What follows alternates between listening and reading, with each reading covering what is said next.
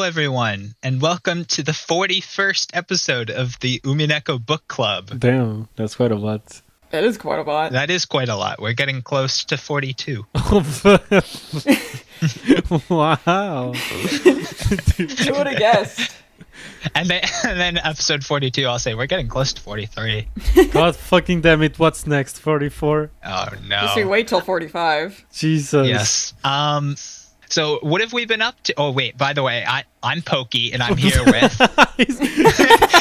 They're not used to being the first one. Yes. I'm Des. Hello. And I'm Lurf. And Pokey. And Pokey. Hi. An amazing start. What have we been up to since the last book club? Fantastic and already perfect, and the glory of my fandom, Xenoblade Chronicles X has been re-released / remastered / continued for the Nintendo Switch family of systems from the Wii U. It was the last thing like holding Wii U to dear life, and now it can be dead for good along with Tomodachi Life, I think. Was that 3DS? Anyway, it's on the Switch now. That was 3DS.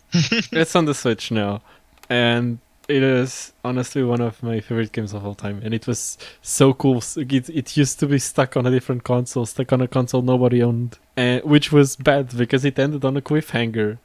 But since it was on a console that nobody played, it was also a game that nobody played. And on the fandom, we kind of had lost hope that they would actually continue the story. But they did. They put it on the Switch and they continued the story, which is a good thing. Unfortunately, it doesn't seem like they are looking into the possibility of doing a Xenoblade Chronicles X2, because the way they concluded that story was by in a very rushed manner, connecting it to the other games so as to be able to tie it in and resume the continuity without having to do a second game on that setting, which is sad. Because you can very clearly see that they're just trying to connect them as fast as possible so they can get to Xenoblade 4. But anyway, the original game is still very good. It is the exploration game. Like, Xenoblade X... Is that why there's an X? Wait. It stands for exploration. Oh my fucking god, that would be so meta, but probably not. But anyway, okay, this is my one-liner recommendation of the game. Actually, two-liner. This is the exploration game that just tells you, here's the world, go have fun when you don't have full damage. Ooh. Okay, second line. Xenoblade X walked so Breath of the Wild could run.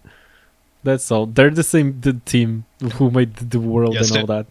So Tears of the Kingdom can trip and fall? Yes, from the Sky Islands. That's exactly it. But I haven't played that. Is it really the same team? That's crazy. Yeah, Monolith Soft is like the backbone of Nintendo right now. They worked on pretty much everything, all the big hits. Animal Crossing, Splatoon. Like, these motherfuckers, they're on top of their shit. This is the first game that I see... Okay. Quick, very, very quick context for Monolith Soft. They are not only the only developer that I know of that instead of delaying a game, pushed it forward. That's what I did with Xenoblade 3. It came out like a month before it should have. They are also the only fucking developer who re-released the game for a later console with higher graphics, with new quality of life, a whole new expansion, and somehow managed to cut 10 gigs from the file size. How do they do this? How do they keep winning? I love them. They're the best. That's awesome. I'm so happy for you. Yeah, thank you. Anyway, Worth. Oh man, it's been so long since I've been on a book club. I'm trying to remember what I've been up to in the meantime. I binged the Persona series. I started with the Royal Persona 5, then I jumped to Persona 3 Reload, and I'm in the middle of Persona 4 Golden right now. Okay. Though I do have the... I believe I have the culprit spoiled for me in Persona 4. I won't say who, but I was a little bummed about that. But Damn. It's fine. But very much enjoyed that. How are you liking it? Because I know there's like very polar opinions on the whole series. Right now I'm really enjoying it.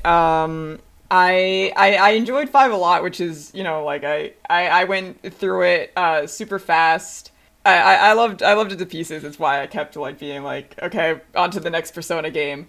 Though I think right now Persona 3 is my favorite. Really? It does have some pacing issues. I'll say that. It takes a while to ramp up, and it definitely has a problem of just like introducing things and not elaborating. However, the emotional core of the story and the themes of it really struck hard with me. Like, thus far, it's been the only Persona game to get me to cry. It hit me. It hit me. It got me to cry during a social link, and it got me to cry at the end. So I think that's a testament to it. I didn't cry in Persona 5. I have not cried in Persona 4, but I don't know, maybe that'll change. Right now, my assessment of Persona 4 Golden, it is the most LGBT yet homophobic and transphobic game I've ever played. Yes. It's really funny how it does that. But like, as in, like the opening literally has rainbows in it. There's a character that is very trans and a character that is very gay, and they fumble the bag hard with both of them. but is it kind of like they were gonna have a same like a gay social link ending, but then they cut it. It's mean to me. And then this character that was going to be gay still has gay remains in his character, but also internalized homophobia. Yeah, and the trans character, it feels like a worse version of that one Danganronpa character, in which like I can understand the arguers for the Danganronpa character, you know, being male and identifying that way. I can believe it. However, this Persona 4 character, absolutely not. That is a boy. That is a boy. Okay, question. Is it the kind of thing where like you can see that like they were going for something and then because of like country restrictions or age ratings they had to change it? Or is it kind of like a Fire Emblem situation where, to my understanding, I think social links are kind of the equivalent of supports, and the people who write supports are a different team from the people who write the main story, so there's like discrepancies between the characters? Well, this was the main story. This is part of the main story, is the thing. From what I've heard, and this is just internet discourse, I don't really know anything about this, but like the main thing is that like in some of these works there's a character that like appears to be one gender and then is later revealed to be the opposite sex to what is expected. And then like it's like, oh no, I was just exploring my gender, I was just being this other gender for a while, but actually I'm the same. I'm AMAB. Or yeah, they come out as cis, basically. Yeah, they come out as cis. But yeah, it's the classic reverse trans trope. Unfortunately, I must be cis for plot reasons. Yeah, but the thing with this is with the Danganronpa character, like I hear from their like, you know, like free time events and like vague context like of just like what the story was going for. Like you know, like it's clear that like it's a gender commentary. It's not really a trans thing. You can read it as a trans thing. I often do, but like you know, I can see it either way. I don't fault anyone for gendering that character however they will. However, when it comes to Persona 4, this one character is like the most trans thing. Like we go and like I forgot how trans it gets. There's like metaphors for like. And not even really metaphors, but like almost like explicit like want of like gender reassignment surgery. They're like, oh, like I want to be a boy, like crying about it. And then when it gets to like the end of that little arc, one of the main cast members, and this is what really irks me about it and why I'm like for sure on the trans read. One of the main characters go, oh, but like this wasn't about wanting to be a boy, right? And the trans coded character goes, No, you're right. Yeah, this totally wasn't about wanting to be a boy. Bro. I should be with my my cisgender, and I that like if trans character came out as cis, I would be like, all right, fine, whatever. But it was someone else who was like, this wasn't about being a boy. This wasn't about that. You just wanted to be like accepted and like seen as someone who can do things, and they were like, mm-hmm. And so like they're like trapped by the narrative to be cis now, and because their friend group was like, yeah, you were cis the whole time. But they still wear the boy uniform to school. So I'm like, I don't know. I just think that I think that they fumbled the bag. I feel bad for this character trapped by the narrative to be a cis female. Yeah. That's funny. Aside from that, History will remember. History will remember. Aside from that, I've been Pokemon card collecting again. It is a terrible time for me to be doing this because the hobby is very expensive right now. Like, yeah, so I've things heard. have like doubled in price. It's disgusting. I chose one of the worst sets to master. I'm master setting Surging Sparks. I have 3 cards left I need. One is just a regular reverse holo card, and the last 2 are the 2 chase cards of the set. I need the SIR Pikachu and the SIR Latios, and those combined are about like $500. So, I mean, like, getting a booster box alone is like $300. So it's like, I'd rather just. Do you buy them individually, or do you submit yourself to the gacha? Most of the time, it's the gacha. For most of the set, it was the gacha, but then I started like dwindling down to the really rare cards, and packs and booster boxes either got extraordinarily expensive or impossible to find. So I was like, okay, I'll trade for a lot of them. So I did that, and then recently I've resorted to buying the last few. So when I have a little extra cash, I'm like, okay, I will. My one expense just for me, just like a frivolous expense, will be this one Pokemon card. Jesus. Give yourself a gift once a day. Yeah. Not once a day. I'm broke. But, What is it? aside from that, I'm also getting every Lucario and Riolu card in Japanese and English, and that's been going well, and it's far less expensive than Surging Sparks. So that's chill. You should frame all this when it's done. Yeah. I mean, I can show pictures later. I'm very happy with my progress thus far. And as the last thing, I'm really into Last Line Defense Academy right now. Yeah, Last Defense Academy has been eating away at my brain, but that's all I'll say about that. Is that a manga? I finished my 100 days. Don't worry about it. Okay. Because here, I'll tell you what I've been up to. Yeah, Since the last book club, I actually got a job. Yo. Congrats. Yeah. What is it? It's pretty cool. What do you do? Should I say? Well, I'm working with Ryukishi. I murder people. You do what? I'm a substitute teacher. Oh yeah, Okay. you were about that. Yeah. So that's my job now. But besides getting a job, much more importantly to my life situation, I got 100-line Last Defense Academy. Let's go. Yeah, that release. Okay, so may I know now Yes, what it is? It is a game that is a collaboration between Uchikoshi, who made the Zero Escape and AI Somnium File series, and Kadaka, who made the Danganronpa series. And it's long awaited. They started a company forever ago and teased an image that now has nothing to do with the actual game. And I gotta look this up. That's so funny. They joined like 2 of the most niche hyperfixations on the VN community. What yeah, because so it's got Uchikoshi things, like it's advertised as having 100 endings. Oh, I've seen this before. 100? What the fuck? Yeah, and then like they clarified in an interview, oh no, we're not like cheaping you. There's not going to be like half-assed bad endings. We're talking 100 unique endings that could all be considered genuinely how the story ends. And I don't know what that means, because I feel like I'm a good chunk into the game, but it's barely even started. Yeah, I'm a little past where you are, and I can kind of start seeing what they mean right now. I'm very excited. No spoilers, but It's good. let's just say I finished the prequel, and I'm like how many hours into the game? Let me check. They're outright in saying that if this game flops, then they're out of business. The studios closed down. They poured all of their money into it.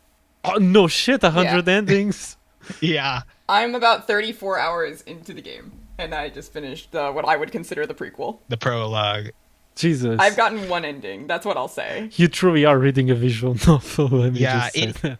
It is insane. But I think that if you're interested in tactical RPGs or tactical... oh, hell yeah.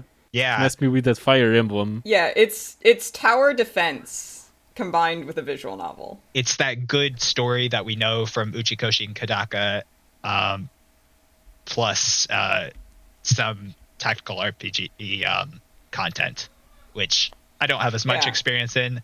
I'm sometimes frustrated that I can't move the cursor with my mouse, but it's a good game so far. It's been very fun. I've enjoyed the characters a lot more than I thought I would, actually. Yes. After, like, because I played the demo and I was like, you will hate them in the intro, and then you will be like, oh, like, I love them now. Right now, my two favorite characters are one that was my favorite during the demo, and one where I was like, what the? I don't know about you at the start, and now he's like my second favorite character. I'll just say it's the brother. If you know, you know. If you know, you know. He has charmed me somehow. Mm-hmm. Oh, I'm happy for you guys. Yeah, it's exciting. Thank you. Well, of course, the game has 100 endings left to shit the bag for me, but you know. I'll say after the first ending, I don't think it's gonna shit the bag. I think this is going very well. I think the reviews are right. Yeah, Lurf and I are going nuts. All right. Yeah, I'm going nuts, but I could talk about this all day. All right. We're not here for that. Let's get back to talking about when they cry instead of talking about. Yeah, we're here for a different visual novel. A different mind-blowing visual novel. Indeed. True. With an equally long prologue. Yeah. Oh yeah, wait a minute. We haven't even introduced the listeners to the new way we're doing the book clubs. Oh. We used to only record if both me, Mushroom, and Lorenzo were present.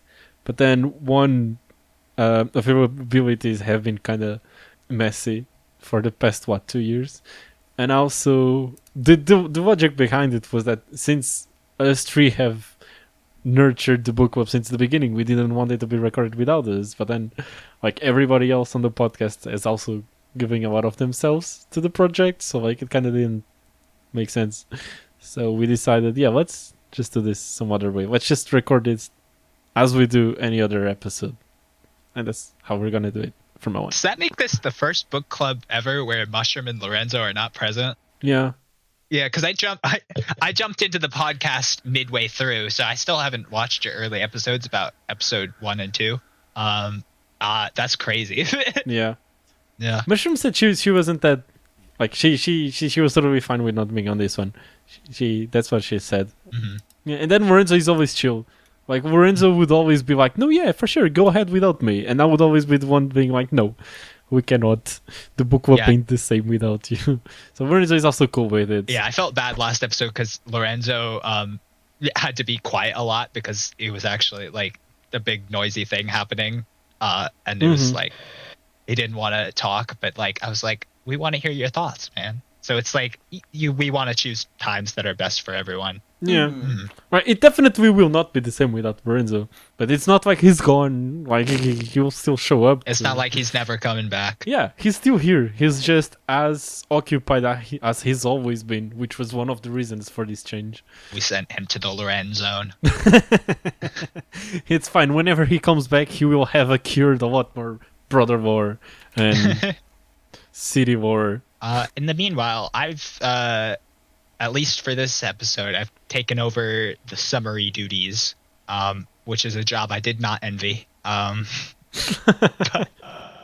you know what? I think it turned out okay. So is there anything else we want to bring up, or should we get to talking about the reading? No, yeah. I think we're good. All right. So At the beginning of this section of chapters, the younger Beatrice, with Kumasawa's help, made Battler some cookies as a surprise gift. But he rejects her kindness and tells her to leave so he can focus on the game. It's very clear that he's in turmoil from how similar yet different the new Beato is.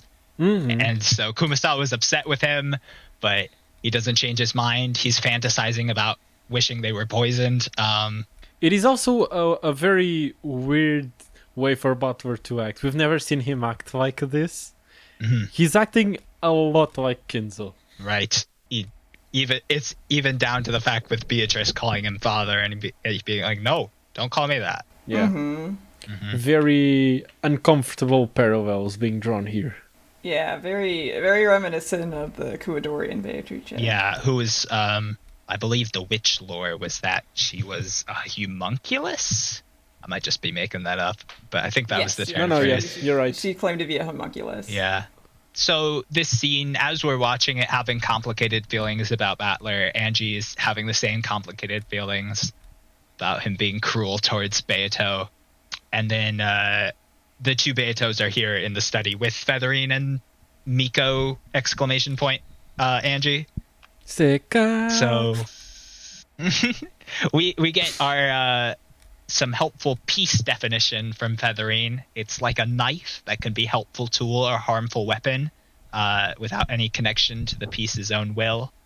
So this young chick Beato was created by the original Beatrice, the original game master, but placed by Battler, and her devotion to him was already a part of her before being placed by him. Honestly, this is crazy as a rereader, because your words make total sense to me, but if I was someone who hadn't finished Umineko yet, like, I was so fucking confused. I was so angry at Featherine. How can you say so much and yet so little? It makes no fucking sense. And then you finish Umineko, and it starts making a lot of sense. It makes perfect sense. If you know, you know. If you know, you know. We'll come back to this in the spoiler section for sure. This weird chick Beato motivation to be acknowledged by Battler. So we move to Battler, who's using the magic of the Golden Witch to talk to an illusory version of the original Beato, acting out how basically he thinks she would have or should have given him those cookies. Basically teasing whether they're poisoned or not. And he talks to himself to work through the grief of losing Beatrice. And eventually he's able to, he acknowledges how ridiculous it is to think that new Beato will regain those memories, that she's a new person, and still like an illusion. The original Beatrice tells him to think of chick Beatrice. There's a lot of Beatrice going on here. Think of chick Beatrice as my daughter and not as me reborn. And Battler thinks that he might be able to do that. Then we move on to Jessica and George winding up in a strange room, teleported there by Cannon and Shannon. They're there for some sort of trial. The two halves of the golden butterfly brooch are brought together and become a pair of demons named Zepar and Furfur of two different but undisclosed genders. Here they are. Indeed. Here they are. They, them icons. They, them icons. Or he, she, or they, she, he, she, gender fluid icons. Yes. They just have to be different. There was a gag in the 80% relatable oh yeah. They said, like, imagine like every morning they have to fight about who gets which gender. Because the only rule is that they're different. Right, like it's not even opposite. They're just two different genders. Yeah. Beato said it's my turn to be a girl now. Yes, exactly. It's my turn on the neo pronoun. Yes. Nice. I was gonna say, this is the love trial. I remember when I was going through Umineko for the first time, the person I was reading it with, she was by a lot further than I was. So when she was on the love trial, I was maybe 3, maybe. And love trial just sounded like such a banger name for something that was gonna happen later down the line.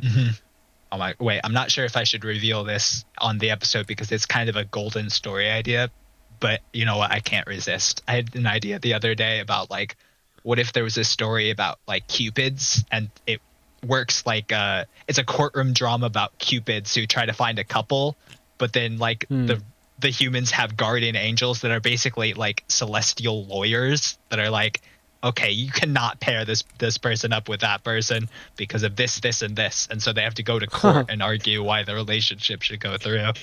What? That's oh my god, that is so. That's so fun. It's so fun. Yeah, that sounds like an amazing dynamic. Original idea. Do not steal. Oh my god. Yeah, that's amazing. I love that. You need to write that. One day. Okay, Zepar and Furfur are here. They call upon Beatrice, who is the one who made a contract with them, and the elder and younger sisters appear. The fourth wall-breaking theater kids, demons, Zepar and Furfur. They're such fun characters, and I love them so much. They make me chuckle. I wish the VN would have animated them more. Yeah. Also, if you're playing with voices, they do a phenomenal job. I just love both of their voice actors and the way they ham it up. Very true. The voices really amp it up. You can feel it. They are shackled by the medium they're in. Yeah. Do you ever have this happen where like a Japanese voice is so iconic that you can hear lines in English in their voice? Food. Yes. Yes. Kind of like that. The Zepar and Furfur will bring about one final miracle of love before the end of their contract, because the lovers gathered here have been cursed to have unfulfilled love unless a miracle occurs. It exists for only one pair and only this night, and they'll have to be pitted against one another. So Jessica serves as the voice of reason in this scene and doesn't understand why miracles are needed and the difference between humans and furniture. I like how we get an audience surrogate. George is so on board with it. George is like, I'm Ren. Jessica's like, what the fuck? Why? Why is all of this needed? What's all this bureaucracy? Yeah, like George puts on a brave face and he's so determined to be with Shannon. But I like to think on the inside he's like, what the fuck is happening? it's just like, it's like, what am I thinking? I think I'm thinking of Henry Stickmin, like where you just zoom in on the face and they're like sweating imperceptibly. Yeah, he's got to lock in for Shannon, but I mean, he's probably a little out of it, but we also know George, like, vaguely has a natural inclination towards magic based on, what was it, episode 3, when he went to go revive Shannon with Beato's help? Right, I forgot about that. He was just locked in. Man. Like, George, when, like, confronted with magic stuff, especially when it has to do with Shannon, he's just, like, he's locked in, he doesn't, like, question anything. He's just like, all right, this is what I'm doing, this is what I gotta do, I'll believe it. He didn't inherit the black blood from Kinzo. Certainly not. Certainly not. Which also makes me think about, because Ava, as will talk about later, has witchiness about her, so she didn't inherit the black blood from Kinzo, and that passed on to George. Indeed. I wonder if George's willingness to go through with magic is partially Ava's influence. I don't know. Oh, it's probably the black blood. You probably know, but it's in the tips. That's like the reason why Kinzo could never use magic in lore. It's because he was naturally not inclined. Yeah. Like he struggled so bad, and Battler inherited it, which is why he has such strong magic resistance. In the first handful of games. Yeah. I did not remember this. Yeah, I figured I should, because I was like, this is an obscure detail that.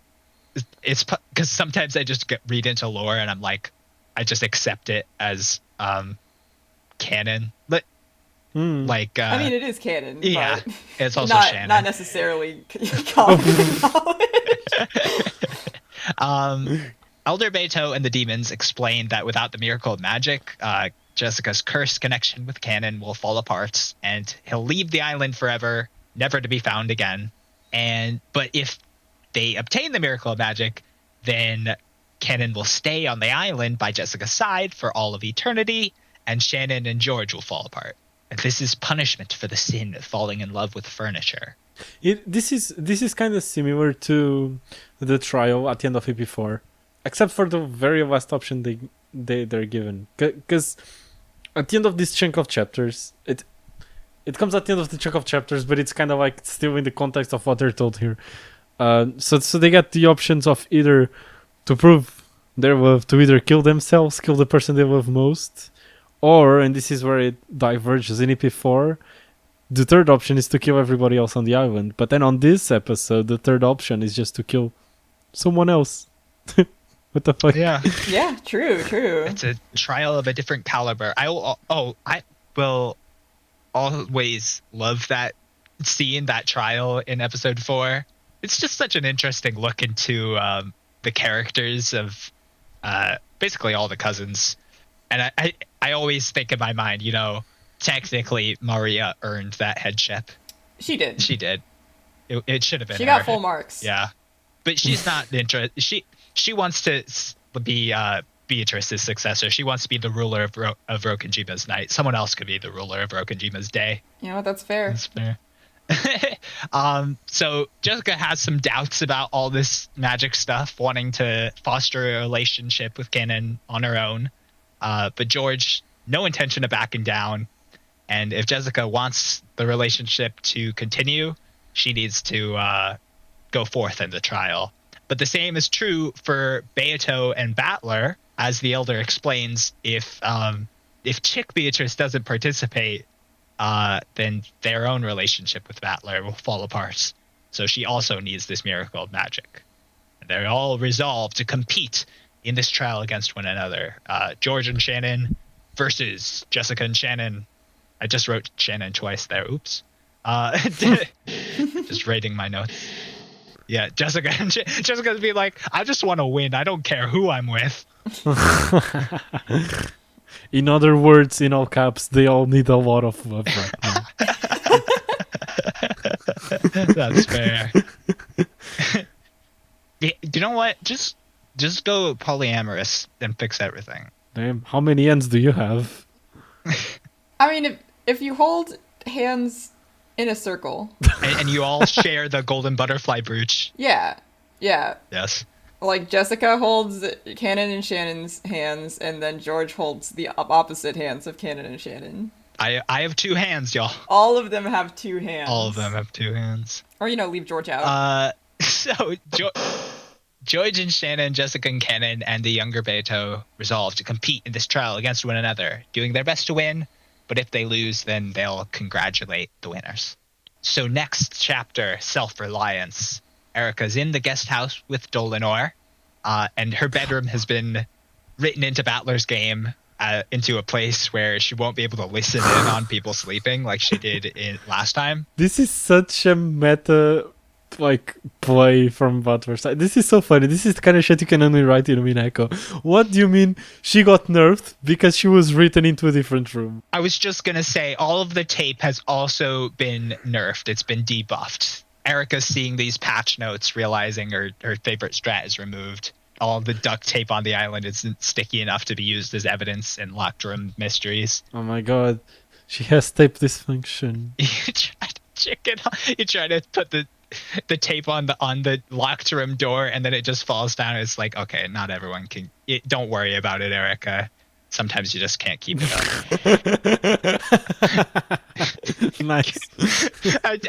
My brain was, the gears were turning as I was saying it, because I didn't know where that sentence was ending, except.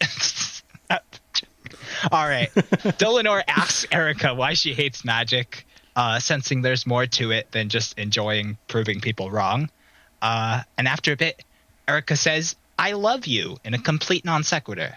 Yes. And on first read, I was like, I'd ship it. Everybody did. Me as well. Yeah, to be honest, to this day, I still would. Yeah, they're cute together. They are. I would be on the Guardian Angel's side trying to disrupt the Cupids from putting these two together. It's not a healthy relationship at all. I like it. I ship it as well. It's very interesting from a reader's perspective, but it's not good. It does have a vibe though of someone shipping themselves with Ronald Knox. Yeah.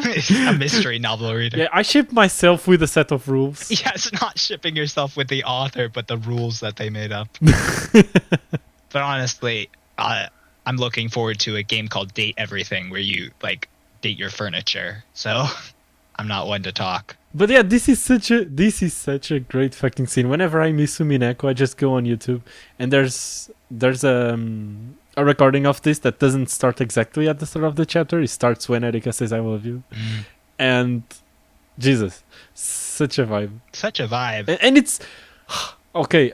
Time to plug the smoking room that has been recorded but not uploaded yet. We did a whole smoking room on this scene.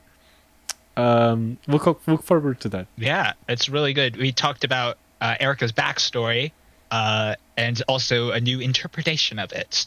It's very fun. Yo, wait, I didn't know of this. Yeah, well, wait, no, I did know of this.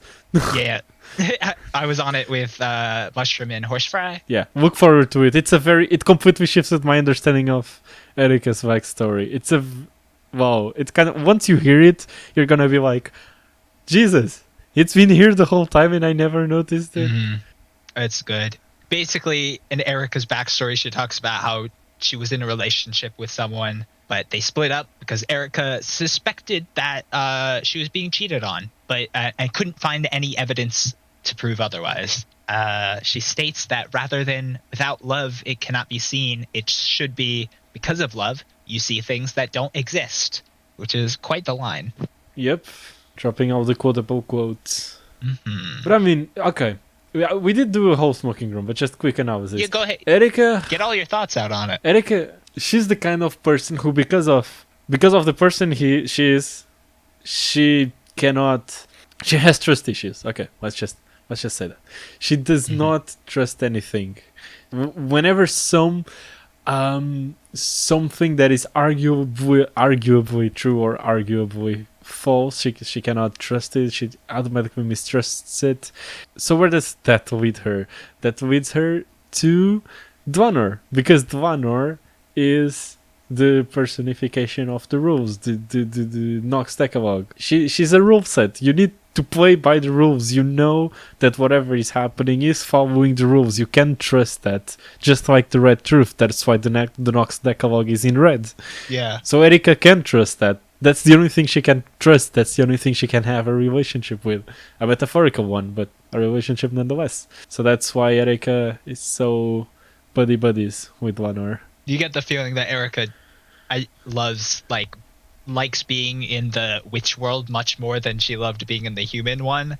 And I mean, who wouldn't? But it's because she can get the certainty she couldn't as a human. Mm-hmm. Mm-hmm. If you need to prove something, you could just say it in red. I always laugh when the scene gets to that one point where they're precisely talking about this, how you cannot use the Red Truth in the human world. And then Dvanor is like, yeah, you did use all these arguments, but your ex couldn't like come back to you in red.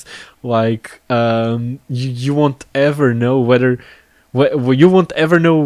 your evidence was correct or not. And then she's like, no, later on I did use my detective's authority and my master's power to turn all of those arguments into red. Mm-hmm. That was a confusing line for me, because I always thought it was hypothetical, but then, like, who even knows? What would Byrne say to get Erika to be her piece? I mean, this is basically a deal with the devil if you interpret like Erika as ever being a real person. Yeah, even with confirmation bias, she can just say she doesn't need to present the actual red.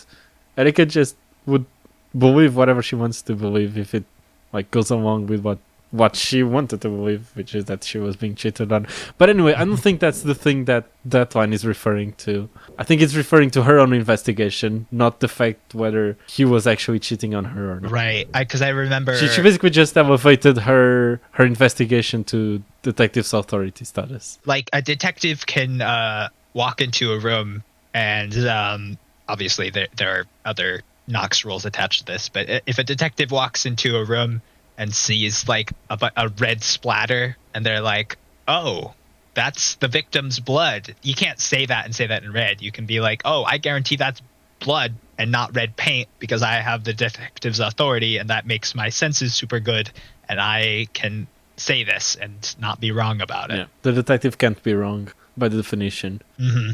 But you can't just jump to the conclusion and say, oh, yep, that's valid in red. It's basically like, and we get this in End with Natsuhi's arrest, quote unquote, by the angels.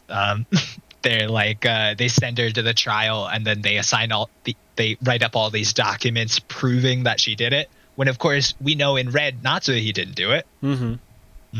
But there's still all this red evidence that ties her to it that is circumstantial. Any other thoughts about this Erika scene before we move on? Because we can also come back to this in spoilers. True. All right. So at the end of this scene, Dolonor leaves. Erika wonders about whether the victims of the first Twilight are dying right now. And unrelated scene happens next. Ava and George outside in the stormy night.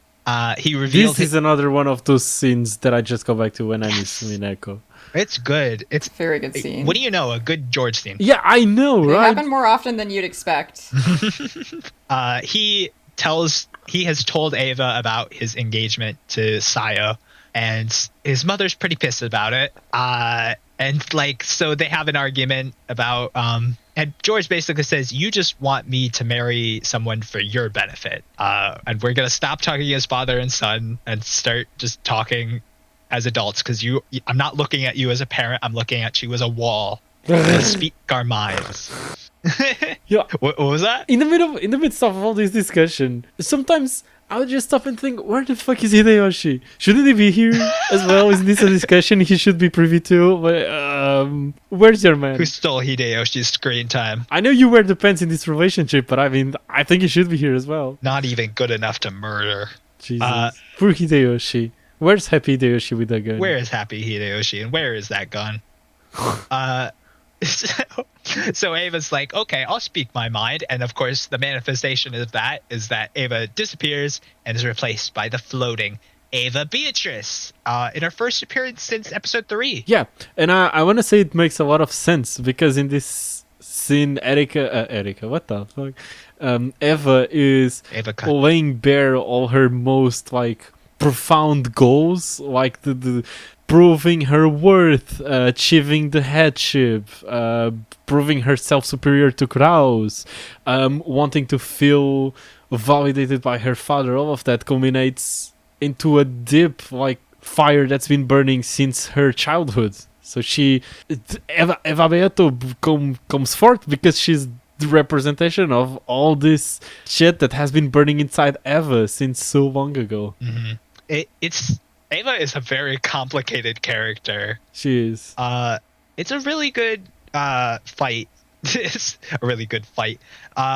It's a really nice scene, and basically I like these moments where you can't really tell if it's entirely literal, because this is obviously sort of a metaphor for an argument between them. They're literally dialoguing as they fight one another about their different arguments about whether George is fit to be called an adult or not. And it's good. I believe it. Like, this scene makes me want George to win so badly, and I'm like, fight on, George, Deepa.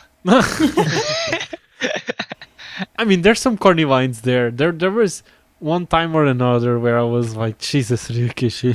Yeah. This guy really thought he was writing something clever, didn't he? That there was a little bit of unbirth. But yeah, all in all, it is a very good scene of, like, for both sides. Okay, you do have this feeling of taking flight and, like, unchaining yourself from, like, in this case, his mother, represented by very well represented, it's very fitting, by the spider web that's tying him down, not allowing him to, like, take flight. And also Eva, who, like, okay, I definitely do understand and agree that there's definitely a bit of selfishness in Eva not wanting George to marry Shannon, but also they are about to be in severe debt. They need George to marry a wealthy family, because they do not have the wealth they need to go on. They're all gonna be arrested. Yeah, it's so fascinating also that George he basically outright says that he doesn't want the headship. He'd refuse, and he doesn't think he's going to get it anyway.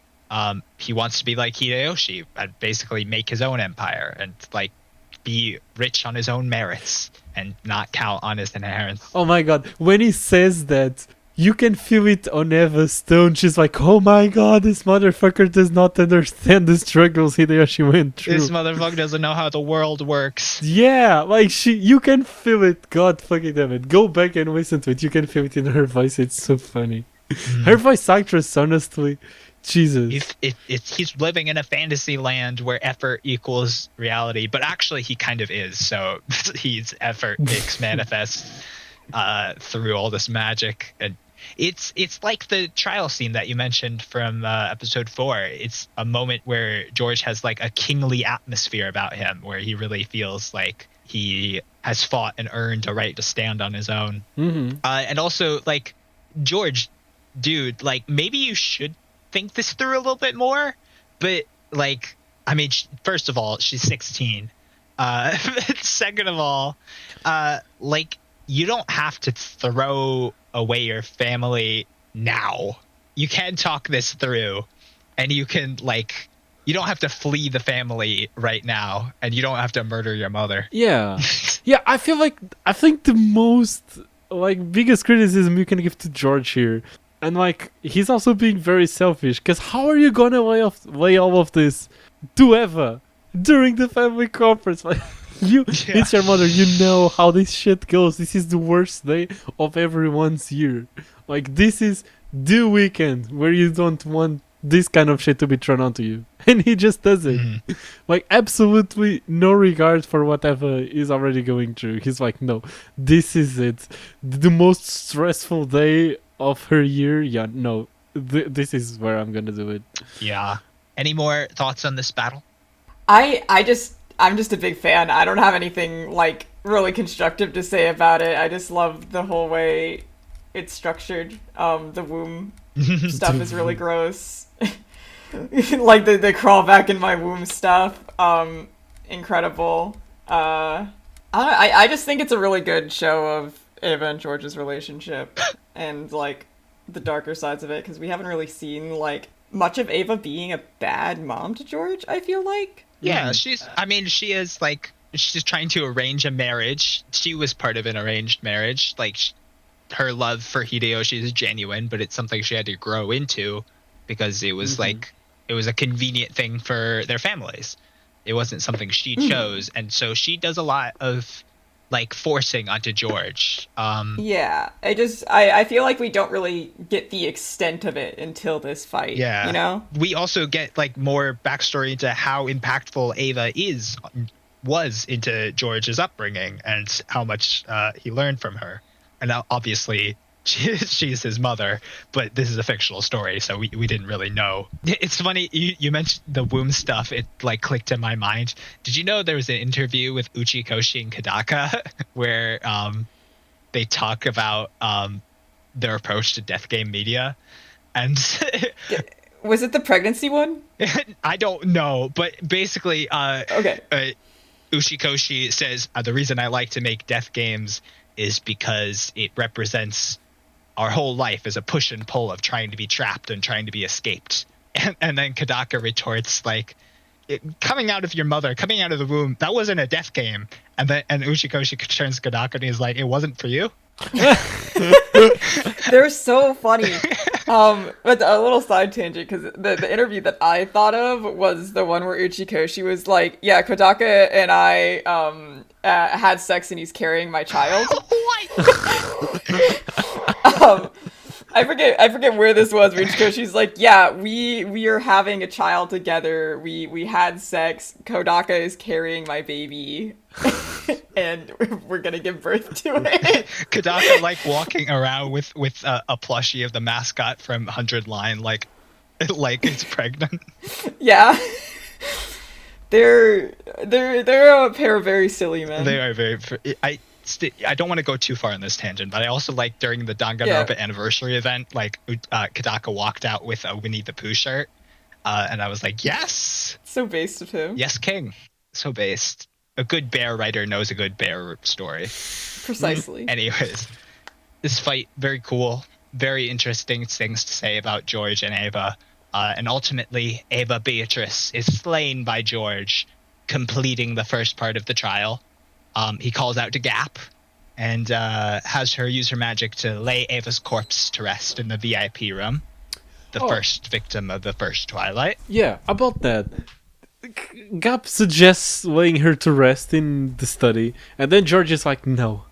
She needs to be laid to rest in a place that dignifies the fact that she was her relationship with the head. So put her in the VIP room, which doesn't make sense to me because the VIP room is meant to be for outsiders.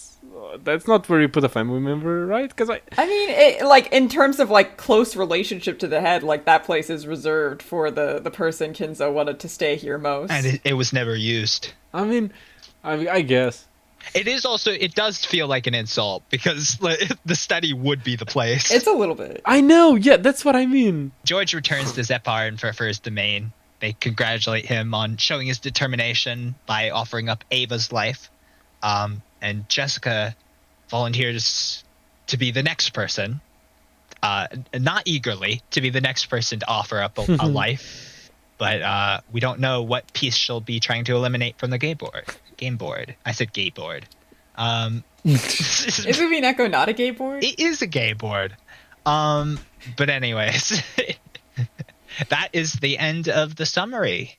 Jessica truly is a victim to peer pressure. She's like, well, if everyone else is killing someone for the sake of a love trial, I guess I'll go on along with it as well. Honestly, because like the idea like that she just got with Canon because she wanted to have a boyfriend like the rest of her friends. Oh yeah. She wants to be in the in crowd. If everyone else is doing something, she'll get on it. Yeah. Yeah, she'd be a Taylor Swift fan. She would. Honestly, she would. Anyway, that's the end of it. I think these were quite the banger lineup of chapters. Yes. Yeah. Like between Zephyr and Furfur, which are two incredible characters, basically they're one character, but one pair of incredible characters. I mean, I have a favorite, so do tell. I'm a Zephyr stan. I like Zephyr more. Is Zephyr the penguin? Zephyr's the blue one. Fair. The penguin. Yes, the penguin. Okay. Well, spoilers. Yeah, sure. Yeah, I don't feel like I have a lot of non-spoilery thoughts about this. I just like these two chapters. Mm-hmm. Me too. I will say one thing, which is, it was good. And I also liked Ava Beatrice returning. There was such a powerful moment on my first reading to be like, she's back because this is Ava's power. It's always a treat when Ava Truce returns. It was a surprise in episode 4, and it's a surprise now. You never expect it. Mm-hmm. Yeah, she takes over any scene she's in. She's so... She's got such a presence. Yeah. It's like that, because she's so hateable, but also it's the catharsis of seeing someone just do or get whatever the heck they want. Yeah, after a life of misogyny and being the victim to Krause's abuse. And it's just being like, you know what? What if I just went wild? Aren't you tired of being nice? What if I just went feral during the family conference? Don't you just want to go ape shit? Not that Ava was ever nice, but... Just kidding, and left. Comparatively so. Anyways, that's my non-spoilery thought. Yeah, I think I'm good to move into the spoiler section. All right. Oh, do I intro the yes, sure. Yeah, just say like, well, if you haven't read past this part, we hope you really liked the episode. And now we move on to the spoilery discussion. Bye. Well, if you haven't read past this part, now we're moving on to the spoiler section. Thank you for watching. Bye. Wonderful. We're leaving both of those in, by the way. Oh yeah. All right. I feel like we have to address what we were talking about earlier for the viewers who are definitely curious. The reason Ava can't go into Kinzo's study because of the auto lock. Because if the door is auto locked, that means Erica can't get in to check the death. Mm-hmm. Wait, what? I thought it was because Natsuhi's still hiding the fact that Kinzo is dead. Well, yes, that as well, but I mean, like, it would not work for the plot of episode 6 if she did end up in the study. It's not the reason George didn't put her in the study, or the reason Gap didn't put her in the study. Plot. It's the reason Ryukishi didn't put her in Kinzo's study. Yeah. for plot reasons, Ava's neck must be accessible to Erica. Yes. Yeah, about George. Okay, George, quote unquote, killing Eva. Like, he didn't, because we know this is all like just fun and games on this episode. It's all just a play, right? Mm-hmm. But it's the intent. It's the fact that he was willing to, right? He chose Eva of all people. The premise is that these are like from a separate dimension, where like basically to them they're looking at a chessboard slash D&D set, and they'd be like, clink, just like flicking one of the pieces off the board and be like, you're dead. But then they actually like have to go through the inner turmoil of killing them in order to do that. But and it's just very interesting that George chose to kill Ava out of anyone. It could have been anyone. Yeah, exactly. As we learn, even himself. But as a representation of his will to escape his family, he chose to deal with Ava. I like to think if he'd chosen Goda, it would have been a much easier fight. But you know what? He wouldn't have been satisfied. Way easier. I do hate to say it, but the more I read Umineko, the more I like George as a character. I know it's awful. I've been corrupted. It's very unfortunate for me. No, preach. Just go wild. Yeah, honestly, yeah, I'm a George stan now. Oh my god. Unapologetically. No, you're not. If George has one yeah, fan. I'm you're just unironically a George stan now. This wasn't about being a boy. This wasn't about liking George. You were just riding the wave of the hype moments in Aura. Mm-hmm. No, you're right. This wasn't about liking George. George does farm Aura. He is an Aura farmer. But I just reading this scene and knowing how the love trial goes, it's just unquestionable from the beginning that George was always going to win the love trial. Like, Jessica does not have the resolve to cut herself off from all that she knows, you know? Because, like, dating a servant is going to cause problems. We know from, like, earlier on that Natsuki would be crying and clinging to Ava about it. It's just how it goes. But, like, for George to just go straight to his mom is just, like, a true show. Like sure, we got in episode 4 that he would kill everyone aside from him and Shannon to be with her because of his dedication, but he never went through with that, you know? And he was like, I'll start with you, Gap. So it's kind of like, was it a cover or was he actually willing to go through with it? But here in episode 6, it's very much like, oh yeah, George would kill for Shannon unapologetically, and he would kill his own mother for her. There's so many layers to it because he would kill. It's like the phone argument. Like, if you cut the phone line in half, like, did you kill the person on the other end? But like, he's killing his relationship with his mother. He's killing his ties to the family and the inheritance. Exactly. And Jessica isn't ready to go through with that. And like, to Ava, that's essentially killing her. Like, let's be honest here. If George were to cut her off completely, Ava would feel that. That would be worse than death to her. Yeah, it's I really like that trial scene, and as you say, I didn't think about it until you said it, but it does feel like George was always gonna win this, because he never wavers. That's the thing with George. Yeah, from moment one. Like, from moment one, Jessica is wavering, and Battler didn't even show up. So, as per usual. I mean, it comes back to the interview where Ryukishi says that George would accept Sayo. I mean, the signs are there. Yeah, no, absolutely.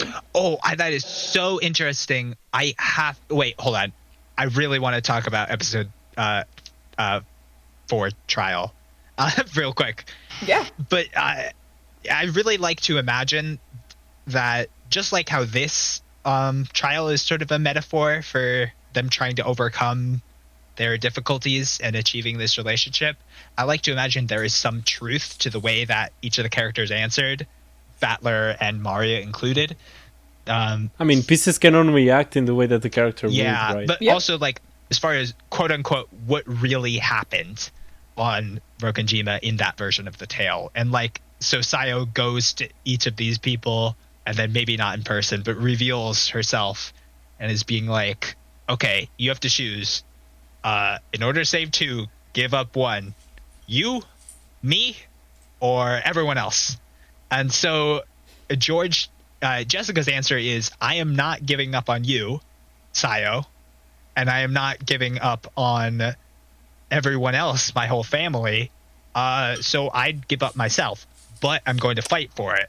And then George is like, okay, I'm not giving up on you. I'm not giving up on me, but I would kill everyone else. But now that I am the ruler of Rokenjima and the successor to Kinzo, all of their lives are under my domain, so I get to decide when they die. It's like, I don't know, it's cool. And I feel like there's some truth to that scene where Sayo basically had to kill them because they didn't choose any of the answers. Yeah, where they didn't seem to fully commit in her eyes. And yeah, I was talking about this with Mushroom the other day, but I think this is like a perfect time to address the fact, now that you brought it up. But Sayo is a lot meaner than a lot of us give her credit for, I think. That's true. Like, I feel like we often get wrapped up in the sob story and tragedy of Sayo. We're like, yeah, she was justified, queen, we love her. And we forget that she's really mean and vindictive and holds grudges like no one's business. And even when people are like, to her face, I'll accept you, I'm not giving up on you, she's like, well, I don't believe you, time to die. Like, it's just... she just can't accept anything, and she can't be happy with like anything she gets. Even if she gets everything she wants, you know, like going on a boat and escaping Rokenjima with Battler, everyone else is dead. It's just the two of them, and he's there, and he accepts her, and he knows, and she's like, I don't accept this. Can't believe this. Won't be happy with getting everything I wanted. I'm gonna kill myself. So long, gay Battler. Which is tragic. That's less on the mean side, but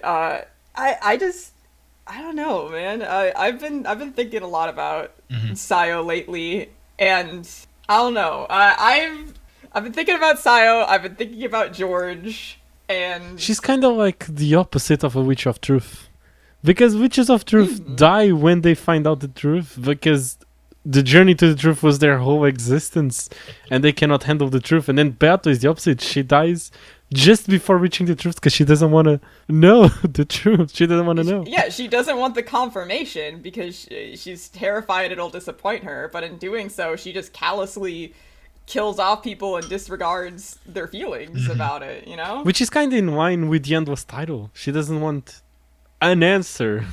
Yeah. She fears it. Like, even in earlier chapters, like in episode 1 and episode 2, she's pretty uncharitable with the way she writes Battler. And we get into episode 3 and he's not making gross sex comments, he's not groping anyone, he's very emotionally intelligent, you know, like a grown person. But so I was like, yeah, and then he would joke about groping Jessica's boobs, and then he'd try to grope my boobs, and then he'd say that he wants to eat Maria, and just like, she's very, she paints him in a fairly bad light. Like, obviously, like, she has nuance, she understands these people. She's more vindictive than like later on, like what Toya writes either on his own or alongside Ikuko. Yeah, she doesn't trust, and that's all the more reason why it's interesting in Dawn there, where that seems to be broken. First of all, there's no Sayo murders in this episode. So seemingly the plot doesn't happen. But also, it's so fascinating the way that they talk about, it's just because they wanted an audience surrogate, but the fact that Kennen hasn't told Jessica about the upcoming trial, it makes me wonder if Sayo revealed the truth to George under that arbor. I think so. I think George says something to that effect. Like when they get spawned, George is like, "Oh, she didn't tell you about it." Something to that effect. I'm pretty sure. Well, I mean the truth about Sayo, not the truth about like the trial. Oh, okay. Sorry. This is my hot take about episode 6. My hot take is this is the episode where Sayo truly has love. Battler has written her to be at like max love capacity, so she can have faith in others, she can see that they will follow through for her, and therefore no murders, because now she like believes she has a future with one of these people and can be happy, shown by Kennen smiling for the first time in this episode. Whereas it's just like a very stark contrast to episode 5, where she is written completely without love and is tormenting Natsuhi and just being an overall dick. Because, like, if you know, either whatever you believe, if you believe in Genji voice actor theory, if you believe in Battler accomplice theory, or believe that Sayo made those calls herself, they were orchestrated by Sayo and they were probably scripted by Sayo. And pieces can't act in a way that they, like, are incapable of acting. So the things that are said to Natsuhi by Man from 19 years ago are things that, like, realistically, if in this scenario, Sayo would say those things to Natsuhi. And True. It's really mean and disgusting. Yeah. So I look at, like, all the episodes before this, and I feel like Sayo's, like, 50-50 love capacity. Like, she wants to have faith, she wants to have this love, she wants to see these things that she cannot have, but she cannot accept them. Mm-hmm. And in episode 6, Battler has given her the ability to accept them, and I think that's beautiful. He set up a whole game show where like, he's not even the only option. Right? Yeah. She gets to have the choice, I suppose, or rather, people get to fight for her hand. George is always going to win because Battler abandoned her for 6 years, and Jessica is unwilling to actually properly commit, and it's debatable how much she actually likes Canon, if she's just doing it for the trend. I feel like she started because she wanted a boyfriend, and then she actually grew to have feelings for him. That's my personal take. Yeah, just like with George, we were talking about last episode, like, the story seems to believe it doesn't matter how a relationship started, what feeling, as long as the feelings are genuine now, it doesn't matter if it started with jealousy or just because you wanted approval from your friends. Absolutely. Yeah, I just, in my George Sam brain, we were talking earlier about, you know, George accepting Sayo, as Rikishi put it, and I'm fully on board with that. Me too. Now. I used to kind of doubt it, you know, I used to be like, would he really? But, I don't know. I've just been looking at George lately. That's all I gotta say. I've been looking at him. That's the thing about George, is that, like, he's very misguided, but, like, he's got that nobility about him where he says something, he means it. Yeah. And very chivalrous, kind of. He's not as wishy-washy as he might first appear. Definitely. And in this very scene, he's like, I'm not gonna lose. I don't plan on losing. I don't ever plan on losing. But if I did, then I'd support the winners with all my heart. Because you're my cousin, Jessica, and I love you. Yeah. I believe I talked, like, way on an earlier book club, like, episode 4, episode 5, one of those two, we were talking about this similar topic, and I said something along the lines of, I think George would accept Sayo, maybe not necessarily because of, like, fully, like, accepting the transness, but more so in a way of George just wants to have somebody that he can feel like he can nurture and, I don't want to say have control over, because that's not exactly it, but, like, someone he can, like, vaguely, like, have, not exactly have power over, but, like... Well, he sees Hideyoshi and Ava, for all their flaws, as the kind of people that he would like to grow up to be. He wants to be a parent like Ava, and he wants to be a businessman like Hideyoshi. Yeah, I think George likes to have someone that can make him feel good about himself and make him feel like he has power and control. Like, not necessarily he wants control over them specifically. I feel like those are two different things. Yeah, because he talks about it in episode 2 of, like, oh yeah, bullying someone like this, it's awesome to have, like, complete control over someone else's feelings. I don't remember which that. Is a very concerning. No, he says that. He says, like, oh, like, it's great to, like, be able to, like, fully control how, like, Sayo's feeling by teasing her, but I don't want to, like, push it too far, because that'd be mean. But it's a very, like, weird and cruel thought for George to have. So I think, in terms of accepting Sayo, he's like, I want to kind of be a white knight. Like, I want you to, like, feel like you can rely on me and be supported by me, and that I will support you regardless of anything, because that also makes me feel good about myself. And I didn't get to have, like, you know, like, my mom did everything for me, and I have a lot of admiration for my dad, and I want to be my own person, and Sayo is someone who makes him feel like he can be that person that he wants to be.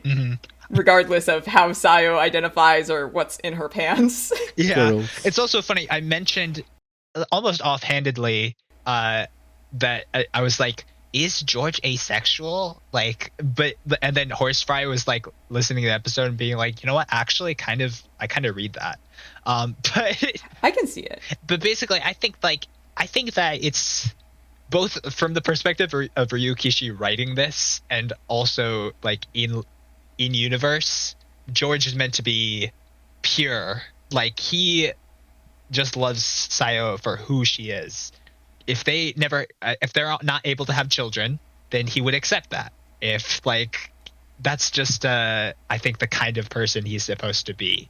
I wouldn't necessarily give him like the pure label, given some of the thoughts and his willingness for murder. What I would say is not pure. Pure is the best I can come up with. I'd say his love is unconditional for Sayo. Yeah, that's it. I think that's the better word. It does not matter gender, her hang-ups, her murder plans, age. There's no barrier that will stop George from loving Sayo. Oh no. Unfortunately. Okay, but can we just headcanon that Sayo at least told him her actual age at some point? I feel like at some point, maybe, yeah. I mean, he certainly didn't know at the start. Like, let me get this straight. When I say I'm a George stan and I like George now, I don't mean he's a good person. Yeah, no. I think George sucks still, but I thoroughly enjoy him. He entertains me. Mm. Like, I don't groan when I see George on scene. I'm like, oh my god, it's George! He's gonna be stupid and awful. I love him. Yeah, and he's not so terribly written. No, I think he's very well written. There are moments where I'm like, Ryukishi, what are you thinking?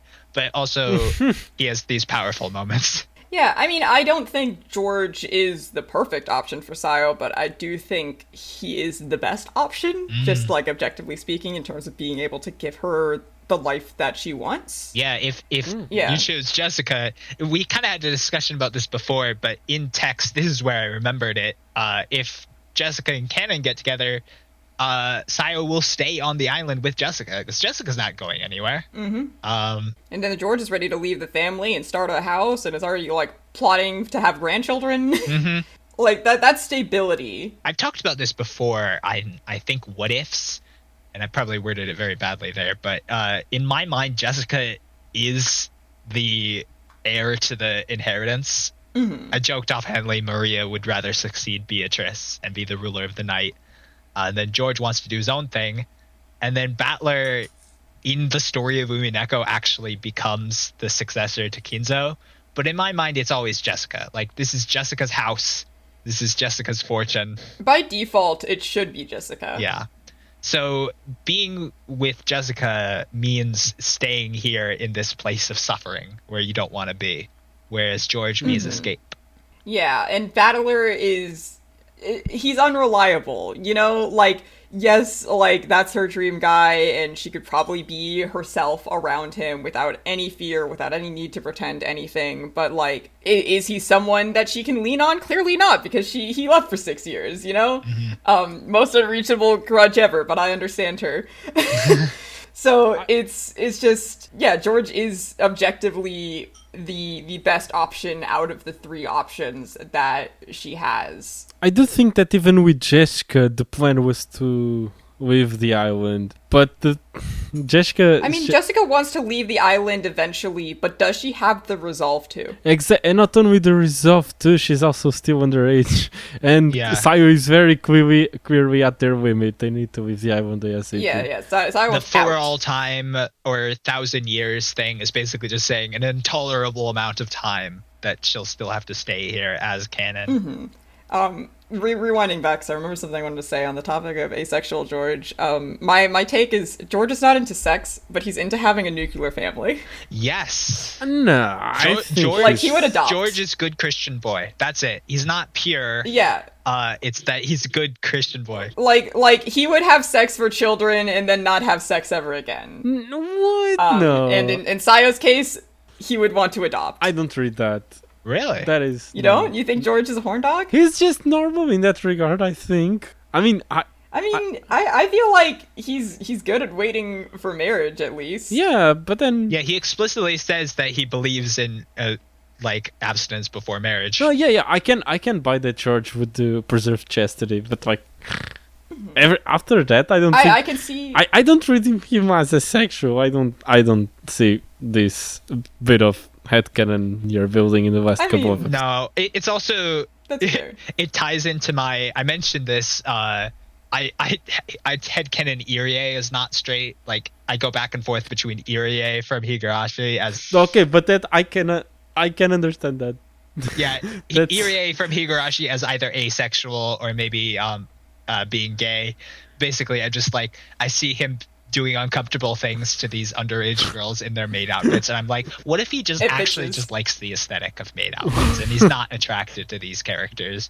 And so I have a habit of taking characters with weird pedophilic things going on and being like, okay, but what if they're just asexual and kind of silly? Yeah, I mean, not necessarily asexual George on my behalf, but a low sex drive George, because I feel like if George really wanted to have sex, they would have had sex by now. He's abstaining. Okay, he might do it as like a show of love or affection, but I don't think he's like very like, oh yeah, I'm gonna fuck Sile every night, all night long, let's go. You know, like he's not like, I don't think he's interested in sex. He wants a wholesome life with kids, and like maybe occasionally they make love and they snuggle in bed, you know. I mean, he could be and simply be respectful. They have children, and then sex is a benefit. I'm at the point of like having the patience and tolerate good headcanons for George, where I can accept that he's probably just respectful. Like he can have just a regular. He just respects women now. Yeah, okay? He can just be normal in that regard and simply just respect Sile's wishes to not do it yet. Yeah, I mean, yeah, for sure. I feel like there's a scale of like horny with the 3 love option cousins. So, True. You know, like Battler's like peak horny, and then like Jessica's like kind of in the middle where she gets really flustered about, and she's like, "What do you mean you and George haven't done it?" You know, like normal teenage girl like hormone stuff. And George is like the least sexually charged of all of them, which is why I lean towards like low sex drive, like not really like super into it aside from wanting to have a family. Yeah. There's a scale. And asexual people do have sex. So they do, yeah. As an asexual person, no, I don't feel it, but it's not important. Yeah, it's all headcanon and inconsequential. No, this is just our funny little speculation. Yeah, yeah. None of this is canon. It all says a lot about like how even the fandom's least favorite cousin, there's a lot to say about him. Yeah, I can't believe this. Oh yeah, George is a wonderfully written character. Mm-hmm. I think he gets shafted by all the dunking on him and the hate for the people in the Umineko fandom who do know how to do basic math.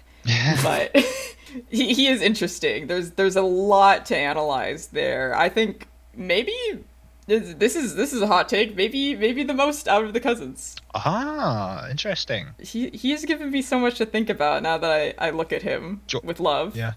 George episode one day. I would love a George episode. Can we just go through all characters and when they cry and just make like Furude Shrines and smoking rooms about them? That'd be really fun. I would love to do that. Honestly, I'm surprised after like almost 5 years of podcast we haven't resorted to that. Wait, we just keep having ideas. Yeah, it's because we still haven't gotten through the summaries or the readings. Since you two you didn't wind up recording the sequel to that Erica backstory episode, did you? No. I was not there. Do you have any do we want to talk about the Erica backstory? I would love to talk about Erica because I was not there for that episode. Yes. I would have liked to be because I love Erica. But what did you guys talk about? Give me a bouncing off point. Cool. And just cut me off whenever. I don't want to keep you hostage. Yeah, actually, I was gonna say I kind of need to leave now, but you guys should keep it going. Okay. Oh yeah. Yeah, sure. Yeah. We'll close out the episode after that. But Des, it was so nice talking to you. No, yeah, it was wonderful chatting with you. Keep going. Hope you guys have fun. Thank you. All right, bye. Okay, we'll make a quick discussion. I don't want to give them like another hour to edit. Yeah, no, we'll start talking about 100 line. Yeah. I mean, after this, if you're free. Yeah, absolutely. Anyways, so basically the Erica backstory, the Oh, I always get it wrong, but someone found like an interpretation of Erica's backstory where the boyfriend wasn't cheating on her; they were just they were trans. I had that thought. Yes, I recall. I think we talked about this on. It might have been a previous book club or something or the other, because I was there for that, and that's what sparked the idea to do an Erica backstory video. I want to see actually the exact red truths that were confirmed and elevated, because I feel like everything that Erica mentions could just be a trans thing. There was some weird stuff in there. You'll see in the episode, but like it was the toilet seat was left up. There was you don't wear this makeup or whatever. Or why do you suddenly know things about makeup? There's a mark on this calendar that's strange. Yeah. And basically listing off things where I think we talked about like maybe this partner was a cross-dresser or something like that. So I just wanted to poke your mind, Larif, if you had any thoughts about that interpretation of Erica's backstory. Oh, I fully agree with this interpretation of Erica's backstory, whether her partner was trans or cross-dresser. I feel like that is a beautiful way. Because, okay, here's the thing with Erica, and this is just, like, something that we get at the end of episode 5. But Erica can make a really strong, compelling theory that has very little wiggle room, you know, like with the Natsuhi culprit theory. But it's by ignoring a very vital piece of information, you know? It's impossible to suspect anyone other than Natsuhi as the culprit because, you know, no one else is the culprit, and Natsuhi isn't the culprit. So if you stop suspecting Natsuhi, then the whole thing falls apart. And Kinzo being dead completely just removes any credibility to anything Erica says, because her entire thing hinges on Kinzo being dead and the idea that Natsuhi slept with that old man. But in terms of, like, Erica's backstory here, when I first got that little line where she's like, well, actually, I elevated everything to the power of red truth. So therefore, he was actually cheating. But we never get the, like, he was cheating in red. And so I feel like that is just so in character for Erica to make this thing that just seems so, like, tightly wound together, impossible to deny until you look at, like, one obvious thing that she is either ignoring or completely missing to make sure that her narrative is supported, because she can't be wrong in her narrative. Yeah. You know? I found it. Let's see. I'll pretend I didn't see that. She's like... Yeah. Strange cat keychain, different cologne, music that's not his style, had to go to a part-time job suddenly, talked on the phone with a friend for a really long time, too much curry, theater practice more often, the way he folds paper towels. Yeah. The theater practice. It honestly... It could also just, like, be... Theater practice reads as, like, dressing up. Just, like...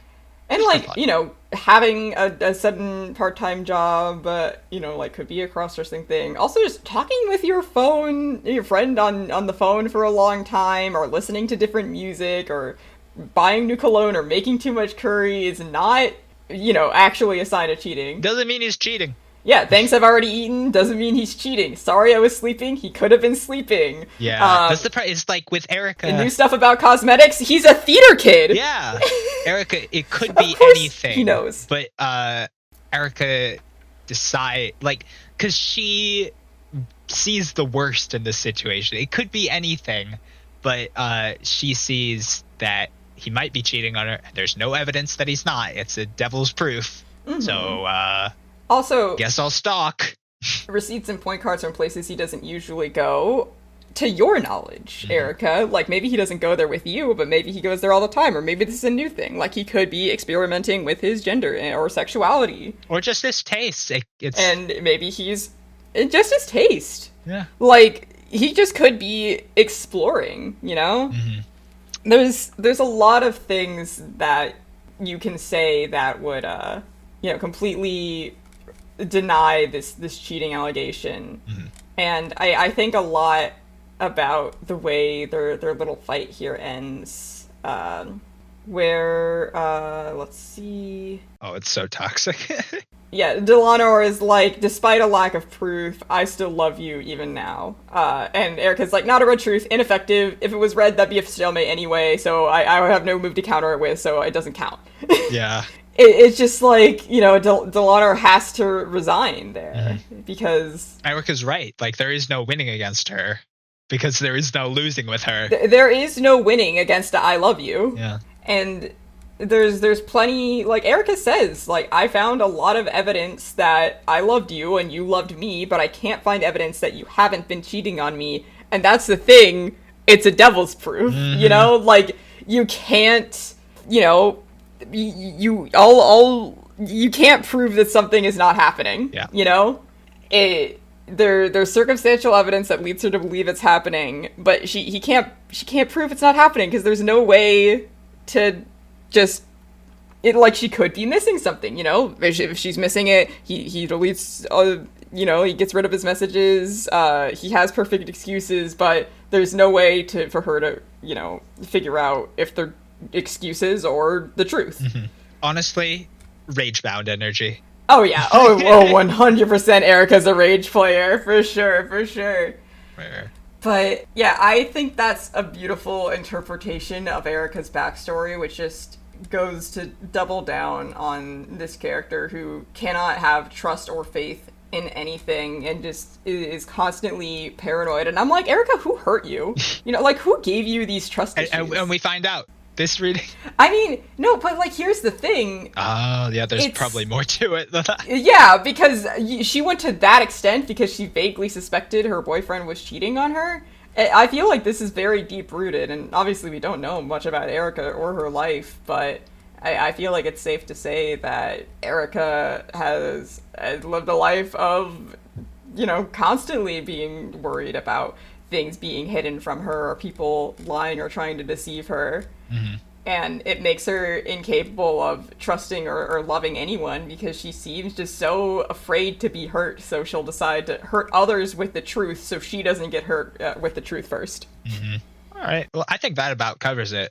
It's Yeah. I'll just say one little thing about the Delhonor Erica ship. I don't think it's necessarily as toxic as it might appear. I think we've talked about it before. Oh wait, if that's a response to you saying it's so toxic, I misunderstood what you were saying. I thought you were talking about the ending to the boyfriend's argument where they said like, get the fuck out of here. Oh, I hate you. No, that is toxic. That is toxic. But yeah, Delhonor just being like the physical embodiment of these rules that define Erica's life, and that being, you know, someone that Erica can rely on and trust because there's nothing about Delhonor that will ever go against these rules, you know? Delhonor lives by a specific code, a code that Erica follows, and so she is the only person that Erica can ever trust or rely on, and also the only person who has ever truly supported Erica, as far as we're aware. Yeah.